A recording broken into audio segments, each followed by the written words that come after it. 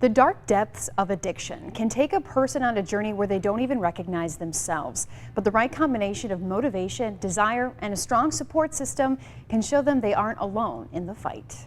It's like being so consumed with self-destruction, and every day I'm going to try to make it worse than the day before. It took years of a devastating substance addiction and near incarceration for Jesse Heffernan to begin the healing journey of recovery. Kind of sold out my values and my morals and who I was in exchange for, getting that next whatever. And so it's been a long process building that back. The Fox Valley man's been in active recovery for 15 years.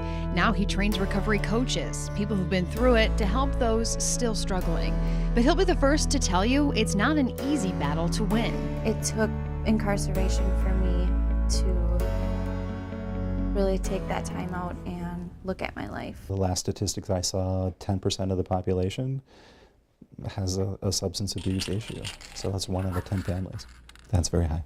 Substance abuse counselor Dan Bratton of Prevea helps patients with addictions of all kinds, but says no matter what it is, it's an illness. And the desire to get better is a big component in the success of the patients he sees. There's not enough of it in our community, right? And it's not just Green Bay, it's nationwide.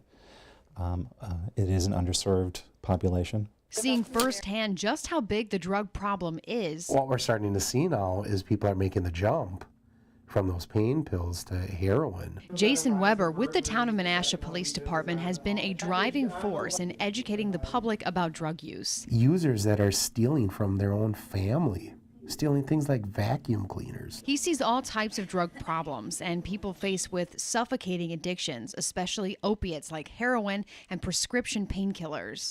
It's not just a police department problem, It's not just a hospital problem. It's not just a rehab. I mean, it affects everybody. A problem reaching so far as to make naloxone or Narcan, a drug that effectively reverses an overdose, more easily available to the public. Officers with the Fox Valley Metro Police Department have had it in their patrol vehicles since December. I was out in a mist like that. And have already needed to use it in the Fox Valley. Well, I think drug overdose is a bigger problem than most people realize. Lieutenant Mark Ullman has been with the department for 17 years, but says he's really seen a sharp increase in drug-related cases and overdoses with things like heroin and morphine in the last 5 years. 1 out of every 3 stops, there's a good chance you're going to find something else in that stop, and a lot of times it is drugs. So. But now having the life-saving drug Narcan readily available, he believes they can start focusing on getting users on the right track. And hopefully, we can make a difference in a situation where somebody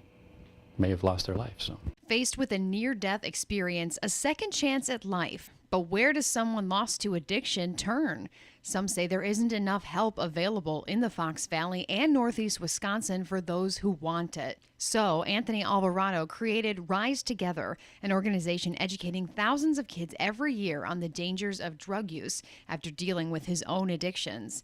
He says around 60,000 kids he's talked to agreed that substance abuse is a problem in their community. When you have about 70,000 people saying it's a problem in my community, it's a problem in the school, and my young age of 13, 18 years old have already lost somebody to a drug overdose, something needs to drastically change. Rise Together, as well as Jesse's Addiction Recovery Services organization, Helios, are partnering with law enforcement officers like Jason Weber. It's not really a message of just say no, but more or less a message of hope. Attempting to shine a light on the darkness of addictions, bringing more exposure to the help that is out there, and understanding how difficult it can be to start to dig yourself out. And really build a safe place, for people that they can get immediate access to life-saving measures. Together, they're hoping to put recovery coaches on the streets and in patrol cars with officers who can then be the inspiration to make a life-changing choice. When there's those windows there,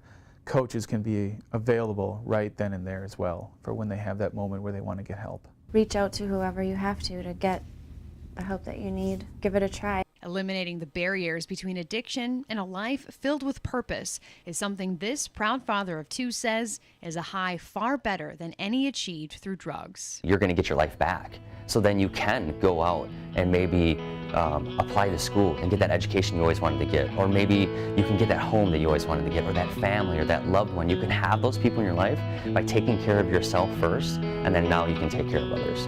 And it's amazing. I never thought I could be that happy, sober. It affects everybody. And that's who it's going to take to correct it, is everybody. Hoping to be met with a nurturing community that can start embracing a recovery culture, working to solve an epidemic. People didn't give up on me, and I don't give up on other people. And hopefully we can all start working together.